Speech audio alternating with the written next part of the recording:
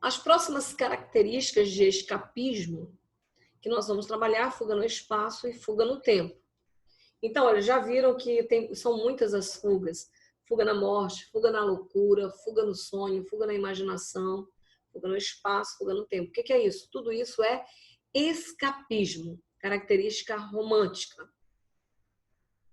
Temos no espaço evadir-se, ou seja, ir para outros lugares, para espaços distantes e misteriosos.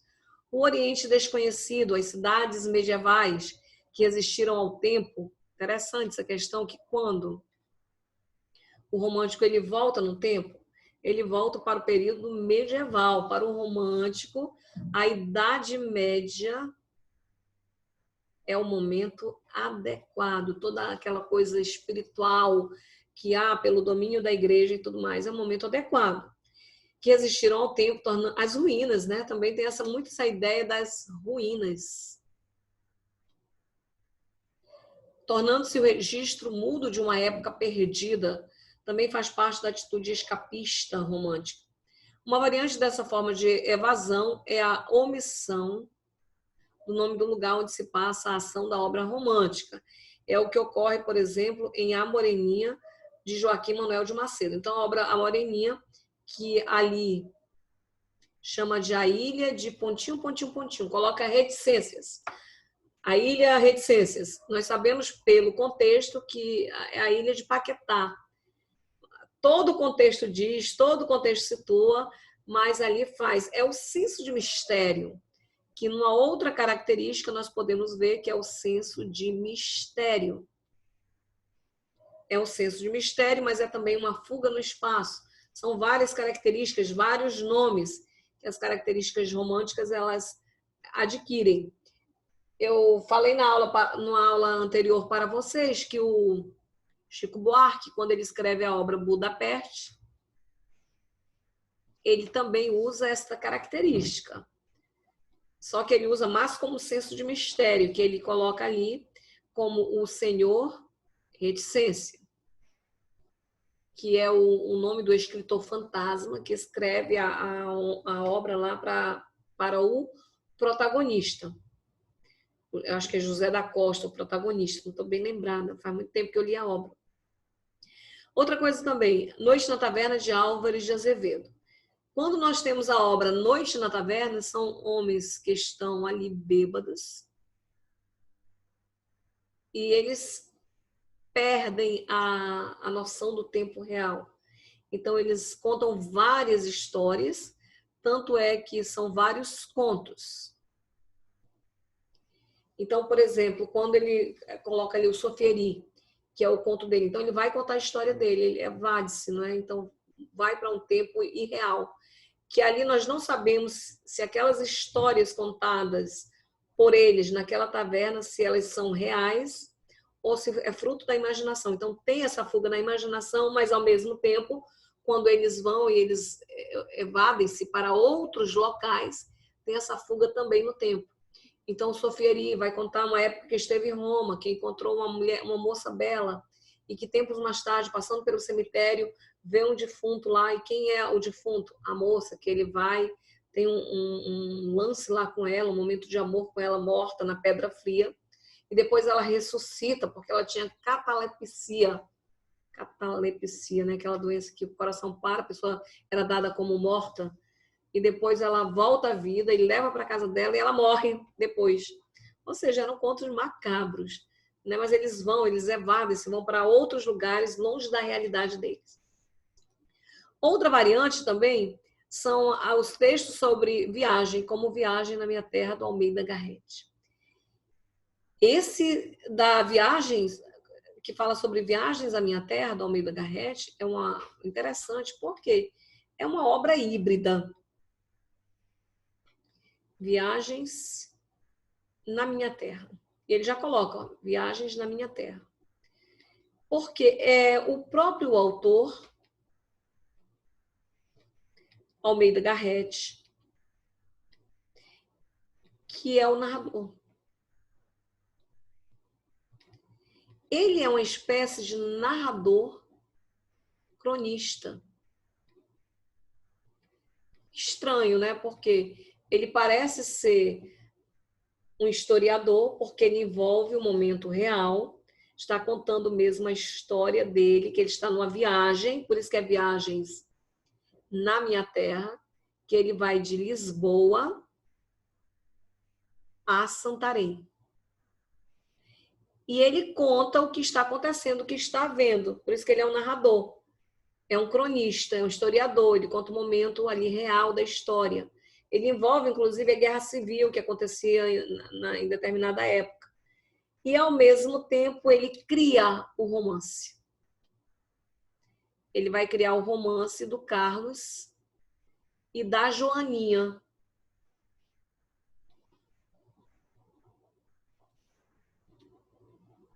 Então, quando o autor ele constrói uma obra como essa, é uma fuga no espaço, que ele está em viagem, é real, é fato. Ele aproveita para contar fatos que ele está vendo, que ele está vivenciando, e ao mesmo tempo ele cria um romance de amor. Que há bem a gosto romântico, bem a gosto romântico. Porque a Joaninha, no final, ela enlouquece e morre. Novamente, ela, por não ter o amor do Carlos, que há um monte de empecilhos lá, porque o Carlos era revoltado. Ele era bem uma espécie de herói romântico, porque o herói romântico ele tem algumas atitudes que deixam a desejar. Ele vai ser reconstruído pelo amor da heroína, pelo amor da mulher romântica. E acontece várias situações que ele é revoltado com o Frei Diniz, porque era um pai dele que ele não sabia, que envolvia lá um lance antes dele nascer, quando ele foi concebido, né? Uma briga lá com a mãe e o amante, era uma coisa assim, bem... muita história. Sei que ele finda não ficando com a Joaninha e ela fica muito triste, ela enlouquece, ela morre. E ele vai criar este romance usando outras atitudes escapistas, ao mesmo tempo que ele está contando a história, que também fala a época da Guerra Civil, que aconteceu em Portugal. Ou seja, é hora crônica daquela época, que era um relato histórico daquela época, ora um romance. É difícil colocar esta obra do Almeida Garrett num determinado gênero literário. Por isso que eu falo que é uma obra híbrida. Temos também aqui Fuga no Tempo. O passado exerceu grande fascínio no artista romântico, porém este fascínio não está restrito à antiguidade clássica, incidindo, sobretudo, no passado de cada país. O resgate das origens nacionais se dá como uma tentativa de estabelecer uma identidade coletiva. Um lastro para minimizar a solidão do ser romântico. Vem daí também um forte nacionalismo. Isso se manifesta de várias maneiras. Então, exatamente essa fuga no tempo, essa volta, que nós temos aqui também, não deixa de ter uma atitude, uma ideia de um primitivismo, porque ele volta às origens.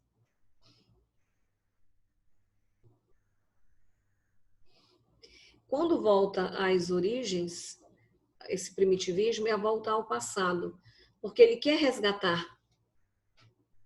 Ele quer resgatar o valor da nação.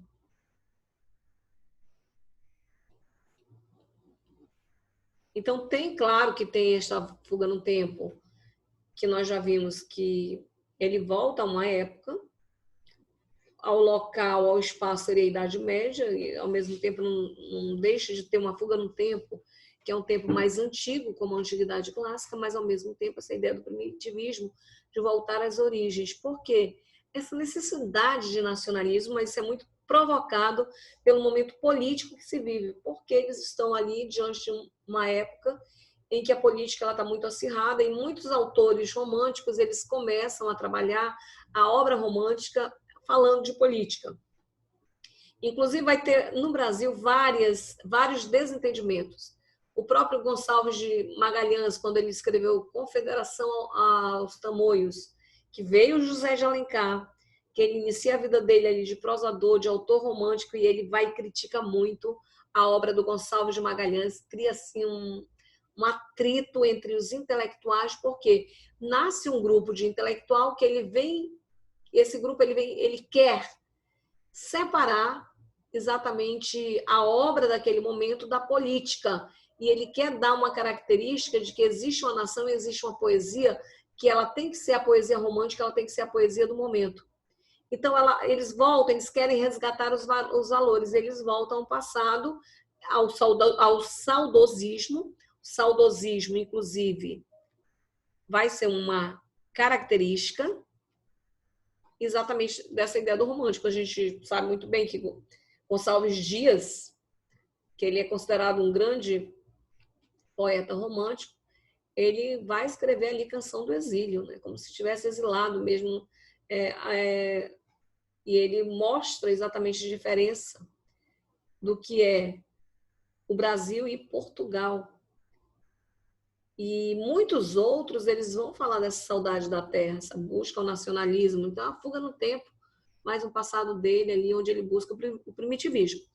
Nós não vamos confundir, por exemplo, a palavra primitivismo aqui, essa volta ao passado, com o que vai acontecer mais tarde no modernismo. Porque quando vem o modernismo no Brasil, que nós temos a ideia do movimento Pau-Brasil, com Oswald de Andrade, que é um movimento primitivista, ele também volta ao passado. Só que lá no modernismo, quando aqueles poetas da primeira geração moderna, eles voltam ao passado por causa da poesia pau-brasil, primitivismo, porque eles voltam a criticar o período da colonização, que eles também estão na tentativa de mostrar o Brasil com cara de Brasil, de dar um nacionalismo ao Brasil, que o romantismo tenta e não consegue com eficácia. É lá no movimento moderno que eles vão conseguir. Então, esse primitivismo, eles criticam o colonizador porque eles dizem que quando o colonizador chegou ao Brasil, o Brasil tinha dono, e tinha mesmo, tinha um índio, que tinha a sua cultura, que tinha a sua religião, que tinha tudo. Mas o índio ele foi aculturado. E não deveria ter sido aculturado. O índio deveria ter aculturado o português, e não o português o índio. E eles vão fazer essa crítica para poder resgatar os valores nacionais. Então, existe um primitivismo lá. Então, o que vocês devem atentar? Toda característica, vocês devem perceber a época, o que está acontecendo na política, na economia, em tudo, para poder realmente entender aquela característica. Então, não confundam este primitivismo. Na próxima aula, nós vamos falar mais ainda de características, agora voltado exatamente para essa ideia da idealização do herói e da heroína, que é também algo importante demais na obra romântica.